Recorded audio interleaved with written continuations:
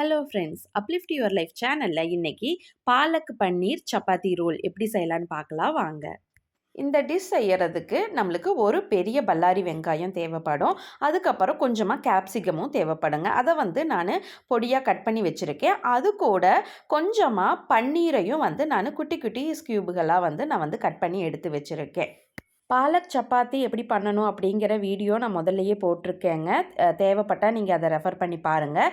அப்படி இல்லைன்னா நான் சொல்கிறேன், கோதுமை மாவில் பாலக்கு கீரையை நல்லா சுத்தம் பண்ணிவிட்டு ஒரு கடாயில் பாலக்கு கொஞ்சமாக எண்ணெய் விட்டு பாலக்கு கீரை போட்டுட்டு அதுக்குள்ளே கொஞ்சம் உப்பு மிளகாத்தூள் மட்டும் போட்டு கொஞ்சம் நல்லா வதக்கி விட்டுட்டு லேசாக தண்ணி தொளித்து வேக வச்சுட்டு அதையே ஒரு மிக்சியில் கிரைண்ட் பண்ணிக்கங்க. பண்ணிவிட்டு அதையை கோதுமை மாவில் போட்டு பிசைஞ்சு எடுத்திங்கன்னா இந்த மாதிரி சப்பாத்தி மாவு ரெடி ஆயிரும். இதைய தேய்ச்சி நம்ம போட்டு எடுத்துக்கலாம். இது ரொம்ப சாஃப்டாக இருக்கும், ரொம்ப டேஸ்ட்டாகவும் இருக்குங்க. இந்த சப்பாத்தி கூட அப்படியே ஆனியன் ரைத்தா வச்சு தயிர் வெங்காயம் வச்சு சாப்பிட்டாவே சூப்பராக இருக்கும். நான் குழந்தைகளுக்காக இதுக்குள்ளே ஸ்டஃப் நான் இன்றைக்கி ரெடி பண்ண போகிறேன். கடாய் வச்சு கொஞ்சமாக வெண்ணெய் போட்டுக்கிறேன், பட்டர் போட்டுக்கிறேன். இந்த பட்டரில் பார்த்தீங்கன்னா நான் கட் பண்ணி வச்சுருக்கிற ஆனியன், அதுக்கப்புறம் அந்த கேப்சிகம் எல்லாமே போட்டு நான் சால்ட்டே பண்ணிக்க போகிறேன். பட்டர் மெல்ட் ஆனதும் பார்த்தீங்கன்னா ஃபஸ்ட்டு ஆனியன் போட்டுட்டு அதுக்கப்புறம் நான் கேப்சிகமும் போட்டுக்கிறேன். இது ரொம்ப ப்ரௌனாக வதங்கணும் அப்படின்னு கிடையாது. ஏன்னா கேப்சிகம் கொஞ்சம் க்ரன்ச்சியாக இருந்ததுன்னா அந்த ரோலில் வச்சு சாப்பிடும்போது நல்லாயிருக்கும். அதனால் லேசாக நான் வதக்கி விட்டுக்கிறேன்.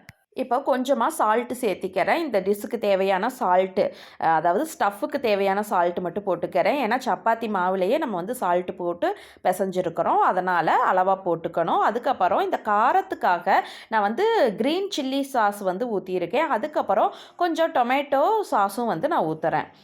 இதையும் ஊற்றிட்டு நம்ம நல்லா இதை வதக்கி விடணுங்க.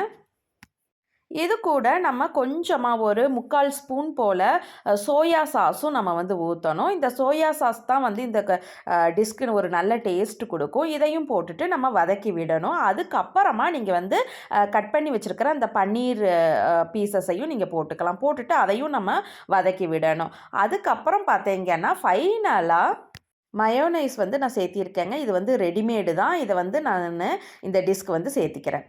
இது ஃபைனலாக நான் ஸ்டவ்வை ஆஃப் பண்ணிவிட்டு நான் சேர்த்திக்கிறேன். இதை சேர்த்திட்டு நம்ம நல்லா கலந்து விட்டால் போதும், ரெடி ஆயிடுச்சு ஸ்டஃப்.